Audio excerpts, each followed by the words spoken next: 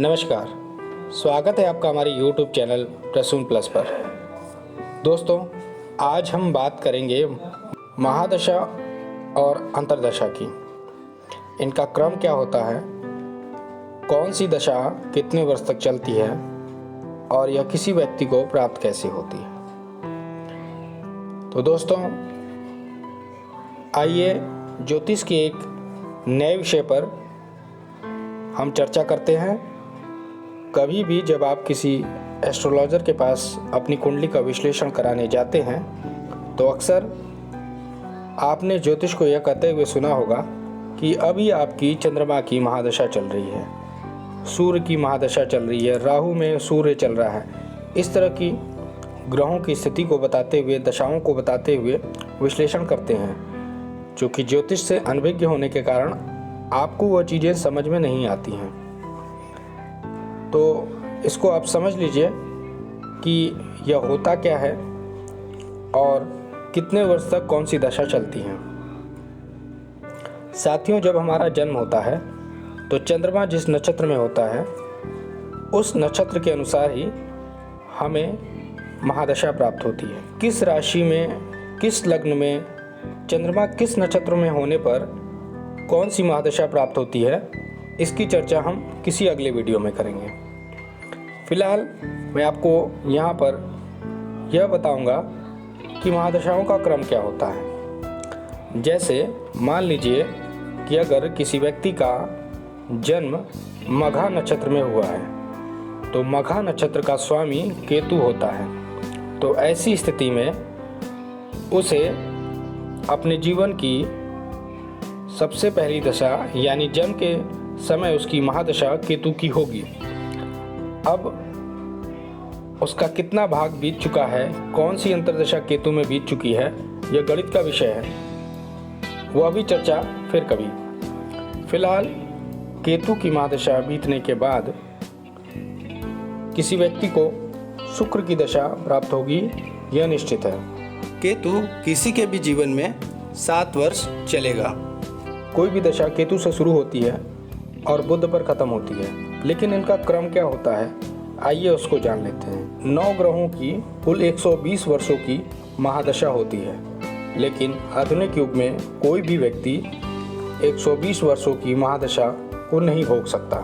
आज का प्रत्येक व्यक्ति अपने जीवन में 4 या 5 महादशा ही देख पाता है या उससे कम। तो दोस्तों, आपको मैंने यह तो बता ही दिया, कोई भी महादशा केतु से शुरू होकर बुध पर ख़त्म हो जाती है और बुध के बाद वह दशा रिपीट होती है। जैसे मान लीजिए आपकी कुंडली में जन्म के समय केतु की महादशा शुरू हुई, तो केतु के बाद शुक्र की महादशा आएगी, शुक्र के बाद सूर्य, फिर चंद्र, क्रमशः मंगल, राहु, गुरु, शनि और फिर बुध। यह निश्चित क्रम है। एक महादशा खत्म होने के बाद दूसरी महादशा इसी ग्रह की मिलेगी। अब सवाल पैदा होता है कि केतु की महादशा कितने वर्ष तक चलेगी और उसके बाद शुक्र की।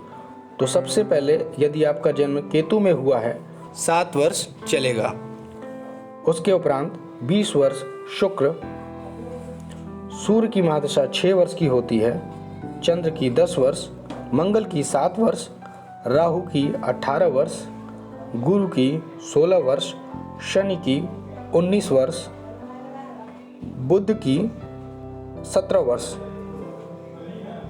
की महादशा होती है। इसी महादशाओं में, इसी क्रम में अंतर्दशा भी चलती है। अंतर्दशा क्या होती है?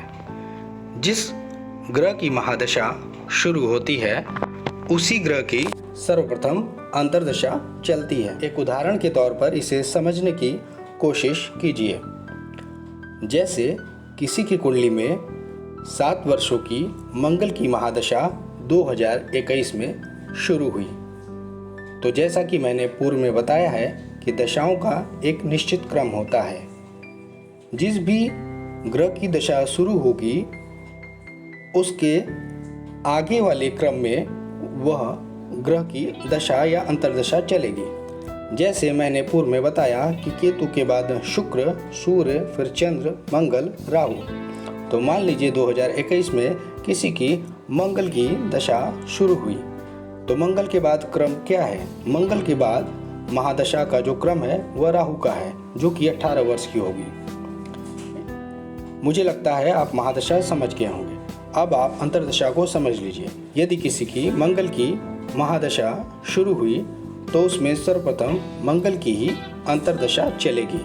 उसके उपरांत मंगल में राहु, फिर मंगल में गुरु, मंगल में शनि, मंगल में बुध, मंगल में केतु, मंगल में शुक्र, सूर्य और उसके उपरांत चंद्र। इस प्रकार मंगल की महादशा समाप्त होकर राहु की महादशा शुरू होगी।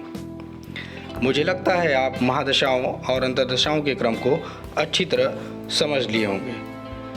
इन महादशा और अंतर्दशाओं को समझना ज्योतिष की दृष्टि से अति आवश्यक होता है।